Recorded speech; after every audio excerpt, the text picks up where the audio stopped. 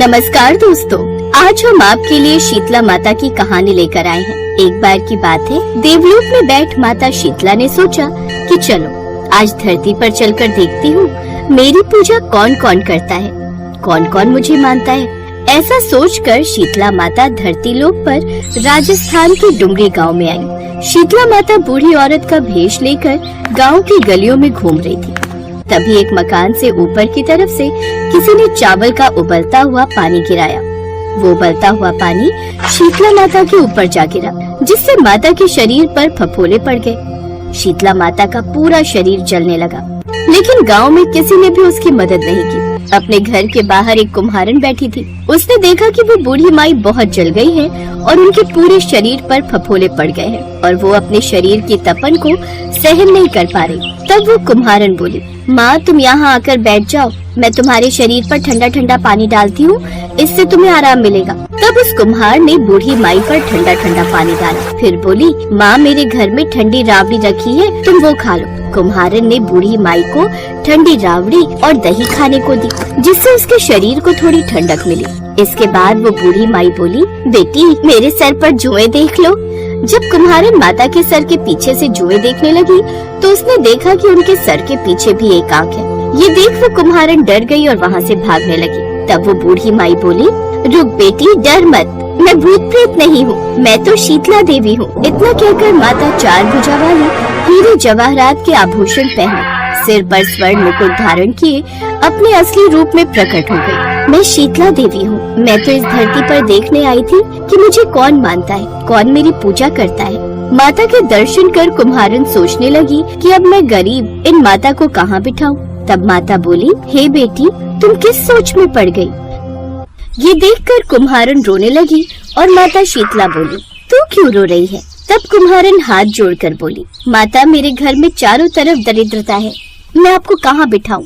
मेरे घर में न चौकी है और न ही कोई आसन। बेटी मैं तेरी अच्छी भक्ति से प्रसन्न हूँ, अब तुझे जो भी वर चाहिए तो मांग ले। तब कुम्हारन बोली, माता आप इस गांव में स्थित होकर रहिए। जिस प्रकार आपने मेरे घर की दरिद्रता दूर की है, वैसे ही जो भी व्यक्ति फागुन मास की अष्टमी पर आपकी पूजा करे, आपको ठंडा जल और ठंडा भोग लगाए, उसके घर की दरिद्रता आप स्वयं दूर करें एवं आपकी पूजा करने वाली महिला का अखंड सुहाग रखना, उसकी गोद हमेशा भरी रखना। साथ ही जो पुरुष शीतला अष्टमी को नाई के यहाँ बाल न कटवाए, धोबी को कपड़े धुलने न दे और पुरुष भी आप पर ठंडा जल चढ़ाकर, नारियल फूल चढ़ाकर परिवार सहित ठंडा बासी भोजन करे, उसके काम धंधे व्यापार में कभी दरिद्रता न आए। माता ने उसे तथास्तु कहा और बोली, तो इस करवे का जल अपनी झोपड़ी पर छिड़क लेना, कल सारे नगर में आग लगेगी लेकिन तेरी झोपड़ी नहीं जलेगी।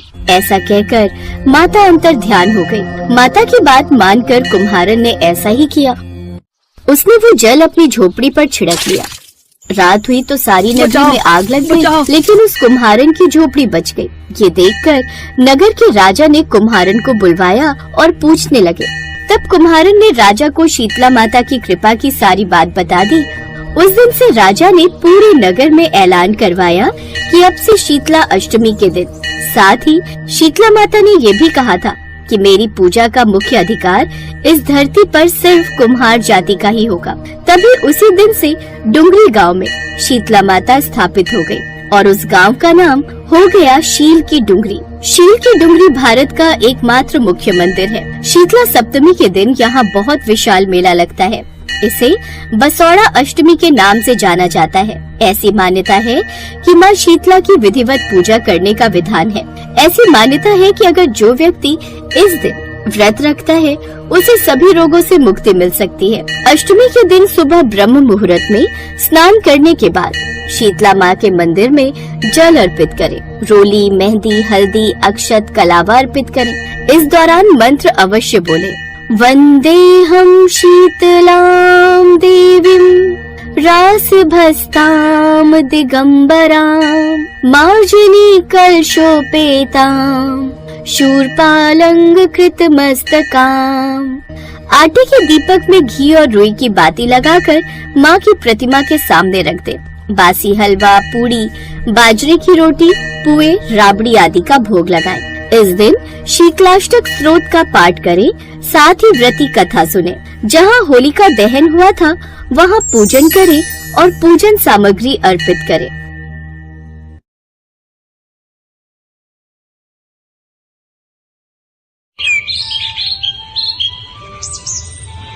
झारखंड की राजधानी रांची से करीब 80 किलोमीटर की दूरी पर रजरप्पा में छिन्नमस्तिका देवी का मंदिर स्थित है।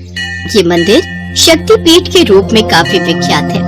असम में स्थित मां कामाख्या मंदिर को दुनिया की सबसे बड़ी शक्तिपीठ कहा जाता है, जबकि दुनिया का दूसरा सबसे बड़ा शक्तिपीठ रजरप्पा में स्थित मां छिन्नमस्तिका देवी का मंदिर है। कहा जाता है कि इस मंदिर में बिना सिर वाली देवी माँ की पूजा की जाती है। मंदिर के अंदर जो देवी काली की प्रतिमा है, उसमें उनके दाएं हाथ में तलवार और बाएं हाथ में अपना ही कटा हुआ सिर है। पर माँ ने अपना शीश क्यों काटा और उनके इस रूप का नाम छिन्नमस्तिका कैसे पड़ा, इसका वर्णन पौराणिक कथाओं में अलग अलग रूपों में दिया गया है। जिनमें से प्रचलित एक कथा के अनुसार एक बार देवी पार्वती हिमालय भ्रमण कर रही थी। उनके साथ उनकी 2 सहेलियां जया और विजया भी थी। हिमालय पर भ्रमण करते हुए वे हिमालय से दूर आ निकली। मार्ग में सुंदर मंदाकिनी नदी कलकल करती हुई बह रही थी, जिसका साफ स्वच्छ जल देखकर देवी पार्वती के मन में स्नान की इच्छा हुई।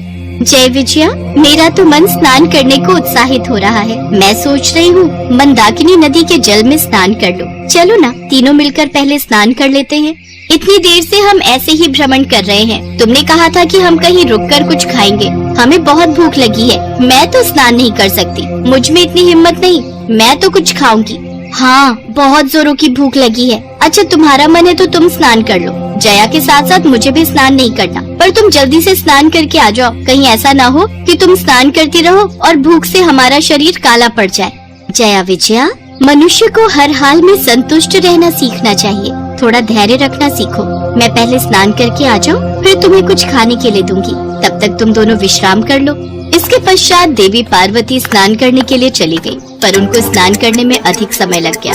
कुछ देर बाद जया विजया को भूख सहन नहीं हुई, तो उन्होंने देवी पार्वती को फिर पुकारा।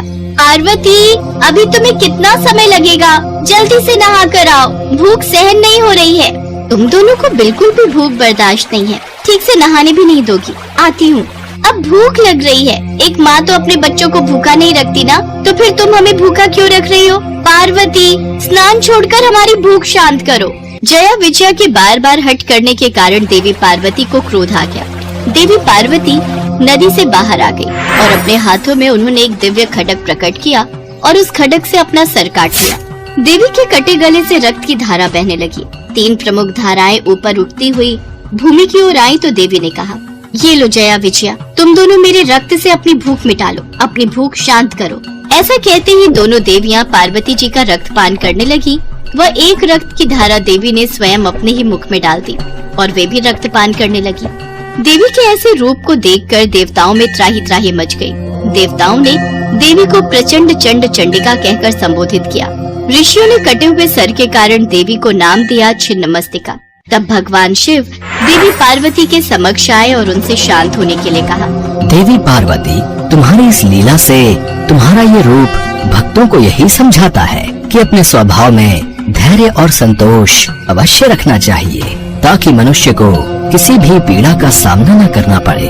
देवी पार्वती, सभी जगतवासी बहुत घबरा गए हैं। देवी, अपने रूप में वापस आ जाओ और भक्तों पर अपनी ममता की वर्षा करो।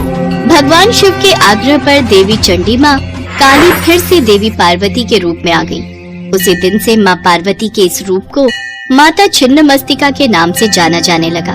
कहा जाता है कि छिन्नमस्तिका देवी का मंदिर 6000 वर्ष पुराना है। छिन्नमस्तिका का ये मंदिर देवी के 51 शक्तिपीठों में दूसरा बड़ा शक्तिपीठ है। इस प्रकार की रोचक कहानियों को सुनने के लिए हमारे इस चैनल को लाइक, शेयर और सब्सक्राइब करें और हाँ, बेल आइकन जरूर दबाएं ताकि रोचक कहानियों का नोटिफिकेशन सबसे पहले आप तक पहुँचे। नमस्कार।